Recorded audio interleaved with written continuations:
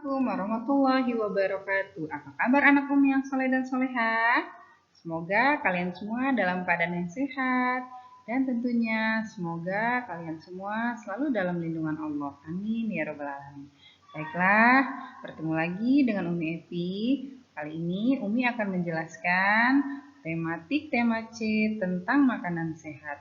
Pada subtema 2, pembelajaran 4, 5, dan 6.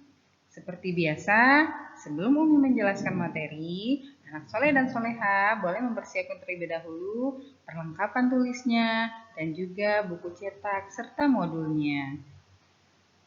Sebelum Umi memulai penjelasan, marilah bersama-sama kita membaca lafaz basmalah. Bismillah.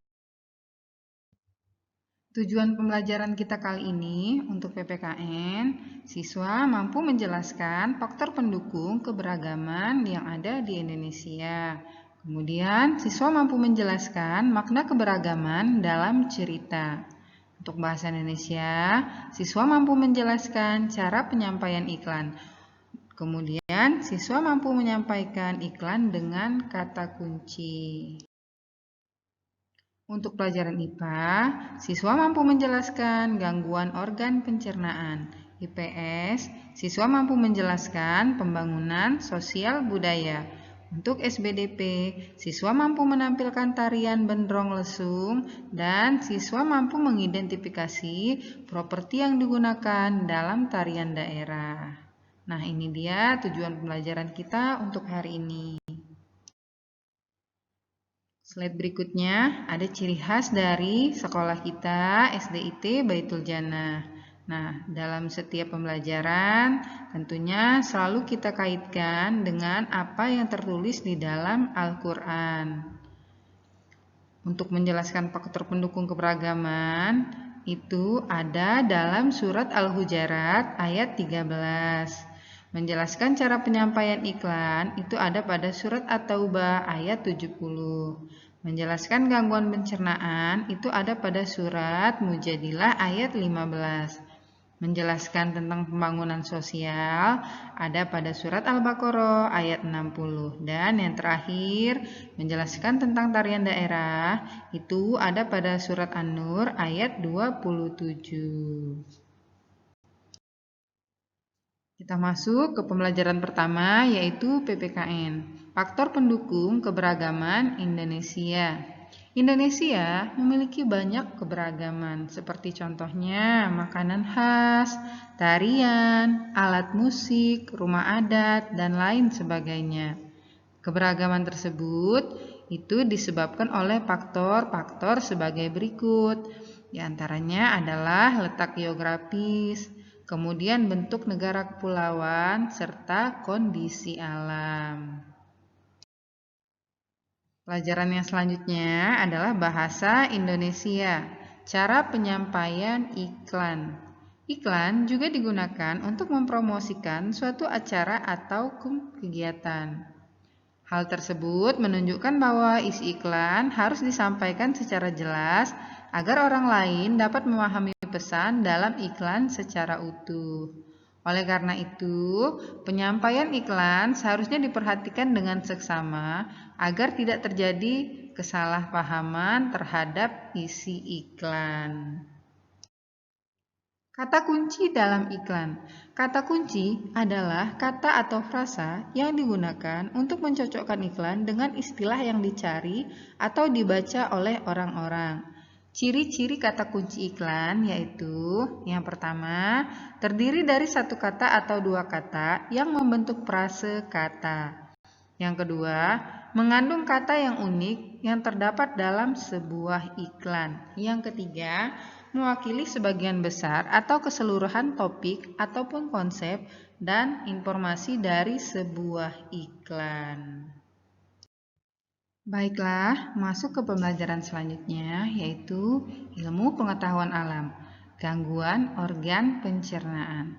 Sistem pencernaan dapat mengalami gangguan yang berasal dari luar maupun dalam tubuh kita. Berikut ini merupakan penyebab gangguan organ pencernaan. Yang pertama, membeli makanan di lingkungan yang kotor.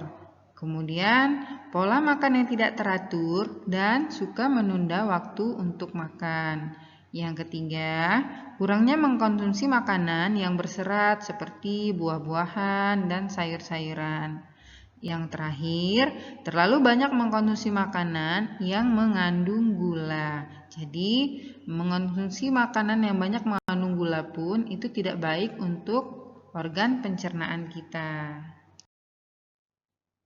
Pembelajaran selanjutnya, ilmu pengetahuan sosial, pembangunan sosial. Kebudayaan di masyarakat juga mempengaruhi perkembangan pembangunan sosial. Ada beberapa upaya-upaya yang dapat kita lakukan dalam masyarakat dalam mengembangkan pembangunan sosial budaya. Di antaranya yaitu yang pertama, menggunakan bahasa Indonesia sebagai alat komunikasi yang baik. Yang kedua, mempelajari kesenian daerah, tarian, alat musik, dan juga lainnya. Yang ketiga, menyaksikan dan terlibat langsung dalam upacara suatu daerah. Baiklah, masuk ke pembelajaran yang terakhir yaitu SBDP, tarian daerah dan properti yang digunakan. Tari Benderong Lesung itu berasal dari daerah Banten. Tarian ini menggambarkan semangat dan kegembiraan dalam menyambut masa panen. Tari Benderong Lesung menggunakan lesung dan alu sebagai alat properti tariannya. Untuk melihat bagaimana gerakan tarian Benderong Lesung, itu kalian dapat lihat di buku cetak tematik halaman 67. Anak soleh dan soleha boleh buka buku cetaknya, kemudian dilihat bagaimana gerakan-gerakan dari tarian Benderong Lesung. Berikut ini merupakan contoh tarian tradisional beserta properti yang digunakan. Yang pertama, tari serimpi. Jebeng, cundik, pistol, jemparing, dan tombak pendek itu properti yang digunakan dalam tari serimpi. Untuk tari golek surung dayung, propertinya adalah sampung. Dan untuk tari piring, properti yang digunakan adalah piring. Dari beberapa pelajaran yang telah Umi jelaskan tadi, maka dapat kita ambil kesimpulan. Yang pertama, mengetahui faktor pendukung keberagaman yang ada di Indonesia untuk pelajaran PPKN. Kemudian yang kedua, mengetahui cara penyampaian iklan dengan menggunakan kata kunci untuk bahasa Indonesia. Yang ketiga, mengetahui organ gangguan pencernaan manusia untuk pelajaran IPA.